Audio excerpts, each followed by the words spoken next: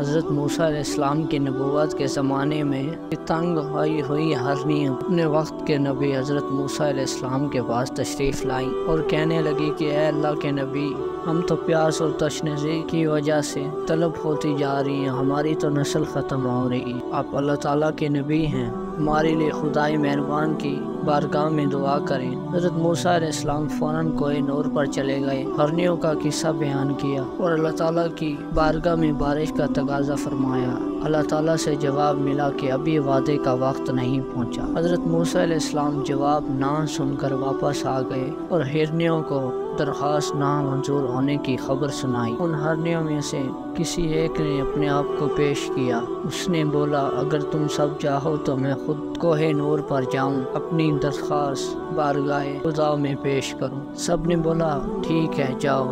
اس نے اپنے دوستوں کو مخافظ کر کے بولا، اگر مجھے اچھلتے کودتے واپس آتے دیکھا تو سمجھ لینا کہ ہماری درخواست قبول ہو گئی اور بارش برسے گی، ورنہ سمجھ لینا کہ زندہ رہنے کی کوئی امید نہیں۔ چنانچہ ہرنی کوہ نور پر چلی گئی اور بارگاہ خدا میں اپنی درخواست پیش کی، لیکن ہرنی کو بھی وہی جواب ملا جو حضرت موسیٰ علیہ السلام کو ملا تھا، فی الحال بارش کا وقت نہیں آیا۔ یعنی جواب رد ملا، لیکن واپس آنے سے پہلے ہرنی نے اوپر سے اپنے دوستوں کو دیکھا جو امید لگائے بیٹھی تھی، تو دل و دل میں بڑی پریشان ہوئی۔ اس نے اچھلنا کودنا شروع کر دیا اور اپنے آپ سے کہنے لگی، ابھی دوستوں کو تو خوش کروں اور خدائے مہربان پر توکل تو رکھوں، امید تو ہے، کیونکہ اس کی رحمتوں سے مایوس تو نہیں ہونا چاہیے۔ ابھی ہرنی نیچے نہیں پہنچی تھی کہ بارش برسنا شروع ہو گئی۔ حضرت موسیٰ علیہ السلام اعتراض کرنے لگے اور ذات حق سے جواب ملا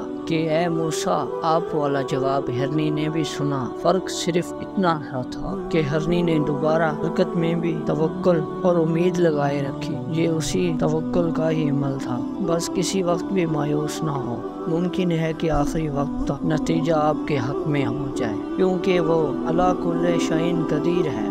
بس ہمیشہ خدا پر توکل رکھو۔